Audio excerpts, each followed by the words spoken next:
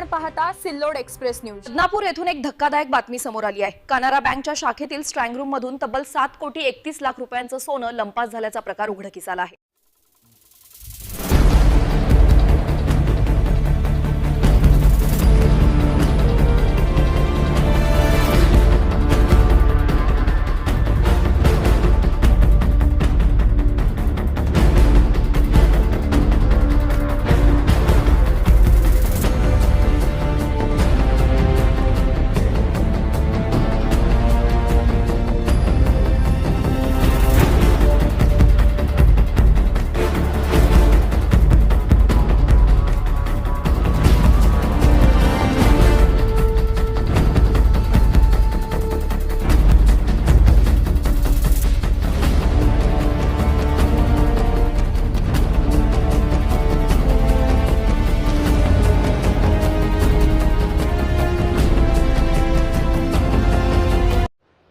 बदनापूर शहरातील कॅनरा बँकची शाखा आहे।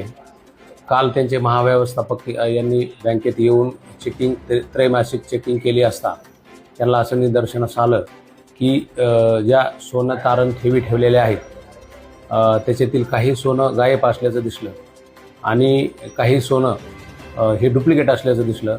त्याच्यावरून त्यांनी तपासणी केली असता CCTV फुटेज आणि बाकी गोष्टी पाहिल्या असता बँकेचे मॅनेजर वीरेंद्र पाटणकर, त्यांचा सहकारी ऑफिसर संजय डोंगरे आणि सुवर्णकार प्रवीण बुराडे बदनापूर यांनी संगनमत करून बनावट सोनं हे खरं असल्याचं भासवून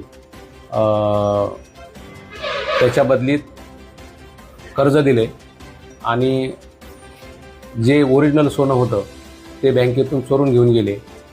अशी 7.5 कोटीच्या जवळपास अफरातफर करून फसवणूक केलेली आहे।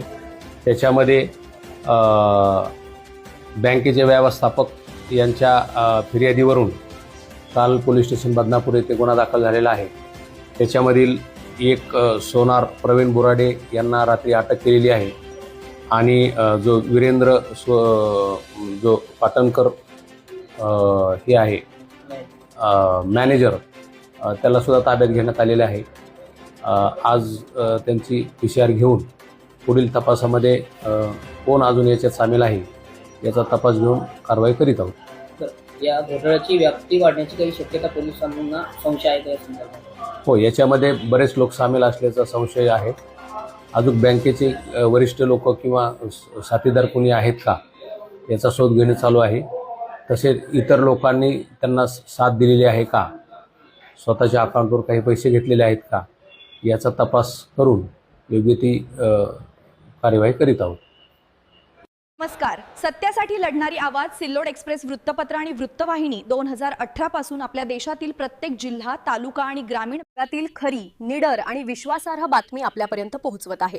पण एक मनापासूनचा प्रश्न आहे, जेव्हा आम्ही तुमच्यासाठी सत्य मांडतो तुम्ही आमच्यासाठी एक छोटासा पाठिंबा देऊ शकत नाही का? एक लाईक, एक सबस्क्राईब, यासाठी तुम्हाला एकही रुपया खर्च करावा लागत नाही, पण तुमचा हा छोटासा सपोर्ट आम्हाला आणखी ताकद, प्रेरणा आणि हिंमत देतो। जर तुम्हाला खऱ्या बातम्यांना साथ द्यायची असेल तर आत्ताच सिल्लोड एक्सप्रेस चॅनलला सबस्क्राईब करा, लाईक करा आणि शेअर करा। हा विश्वास आमची ताकद। का करून वारंवार माफी मागणाऱ्याला माफीवीरच म्हणावं लागेल।